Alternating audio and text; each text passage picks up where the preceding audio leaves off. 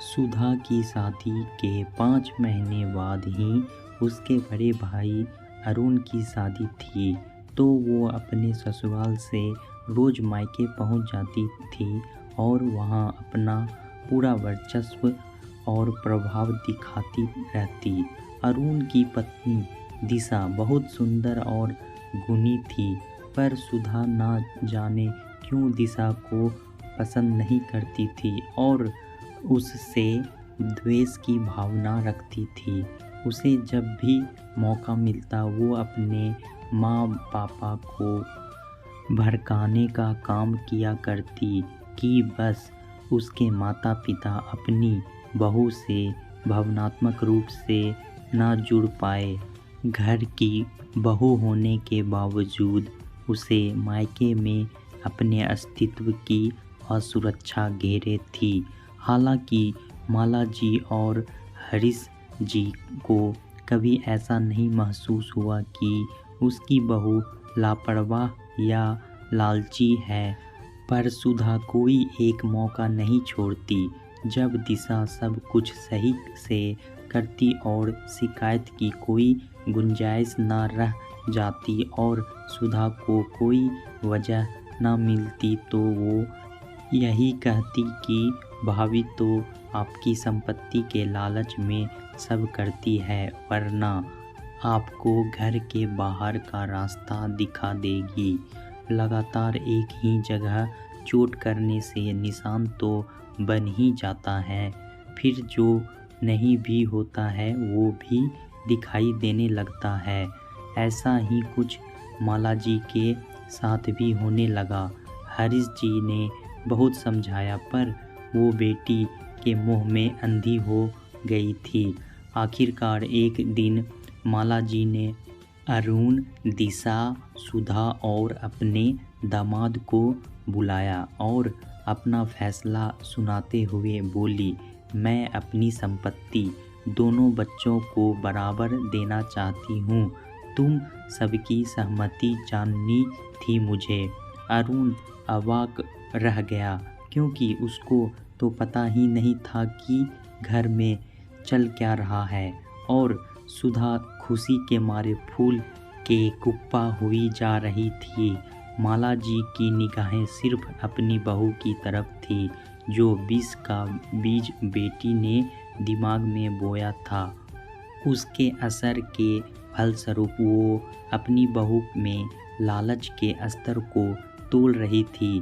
तभी दिशा बोली, ठीक है माँ जी, आपका फैसला बिल्कुल सही है।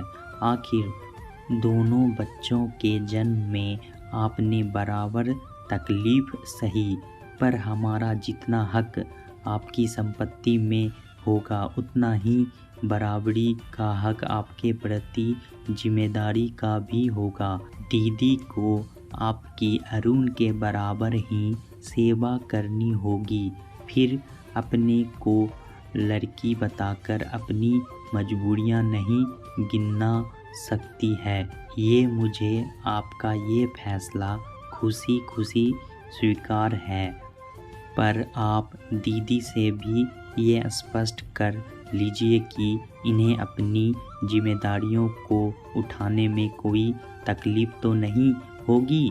ऐसा तो नहीं होगा कि संपत्ति लेकर आपको भूल जाए और मुझे और अरुण को ये याद दिलाए कि माता पिता की जिम्मेदारी बेटे बहू की होती है। माला जी मन ही मन सोच रही थी कि दिशा तो बिना कुछ आनाकानी किए आसानी से ही मान गई। तभी माला जी का दामाद बोल पड़ा, अरे दिशा, जिसने अपने घर में अपनी जिम्मेदारी ना महसूस की हो वो दूसरे के घर आकर क्या जिम्मेदारी निभाएगी। इसने आज तक ना मेरे माता पिता की इज्जत की, ना उसके प्रति अपना कोई फर्ज निभाया। मेरी बहनों ने इसके आने के बाद अपना मायका छोड़ दिया। ये क्या समझेगी कि जिम्मेदारी क्या होती है। माला जी अवाक रह गई, क्योंकि उनके दामाद एक गंभीर व्यक्ति थे। कभी उन्होंने सुधा की कोई बात या शिकायत नहीं कही थी और आज उनके अंदर का गुबार बाहर आया था। इतना कहकर वो उठ के खड़े हो गए और हरीश जी से विनम्रता से बोले, माफ़ करिएगा पापा जी, आपके बुलाने पर मैं आ गया, पर अगर मुझे पता होता कि यहाँ ये सब चल रहा है तो मैं बिल्कुल नहीं आता। पूछिए अपनी लाडली बेटी से कि जो ये यहाँ करवा रही है, अगर यहाँ मेरे घर में होते तो ये बर्दाश्त कर लेगी क्या? मेरी तो 3 बहनें हैं। इतना कहकर वो सुधा को वहीं छोड़कर निकल गए। माला जी और हरीश जी शर्मिंदा और निरुत्तर रह गए। हरीश जी ने माला जी को बहुत लताड़ा और कहा, तुम्हारी नाजायज़ बातों को मानने का ये नतीजा हुआ कि तुम्हारे साथ मेरा सर भी शर्म से झुक गया।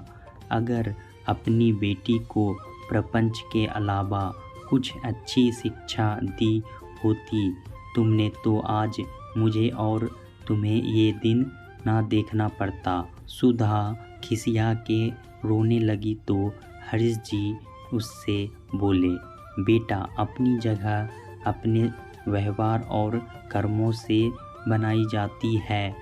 तुम अगर सबसे ईर्ष्या की भावना रखोगी तो कहीं भी सुखी नहीं रहोगी। शादी के बाद ससुराल में ही बेटियां शोभा देती हैं और तुमने वहाँ भी अपनी जगह ख़त्म कर ली। बेटियां अपना हक इस तरीके से नहीं मांगती। मैंने तुम में और अरुण में कभी कोई फ़र्क नहीं किया, बल्कि उससे ज़्यादा ही तुम्हारे लिए किया है और आगे भी करता रहूँगा। तुम्हारे लिए तो हमेशा इस घर के दरवाजे खुले हैं। मुझसे ज़्यादा तुम्हारा भाई सोचता है तुम्हारे लिए, पर अगर इस तरह ले जाओगी तो हमारे बाद तुम्हें अगर भावनात्मक सहारे की ज़रूरत पड़ी तो कहाँ से पाओगी? संपत्ति से भावनाएं नहीं आती बेटा। और हाँ, ये भी उतना ही सच है कि संपत्ति का बंटवारा करने के बाद अगर हमारे प्रति 6 महीने अरुण की जिम्मेदारी है तो अगले 6 महीने तुम्हारी भी। पापा के मुंह से इतना स्पष्ट फैसला सुनते ही सुधा का चेहरा बिगड़ गया। उसकी सोच के विपरीत परिणाम आ गया। फिर उसने अपने पापा, माँ, भाई और भाभी से माफ़ी मांगी और अपने ससुराल के प्रति अपने भूले हुए कर्तव्यों को पूरा करने चल दी। अपने घर, अपने मायके से ढेर सारा प्यार और ससुराल के सभी सदस्यों के लिए सम्मान लेकर। दोस्तों, कहानी अच्छा लगा हो तो चैनल को लाइक और सब्सक्राइब करना ना भूलें। धन्यवाद।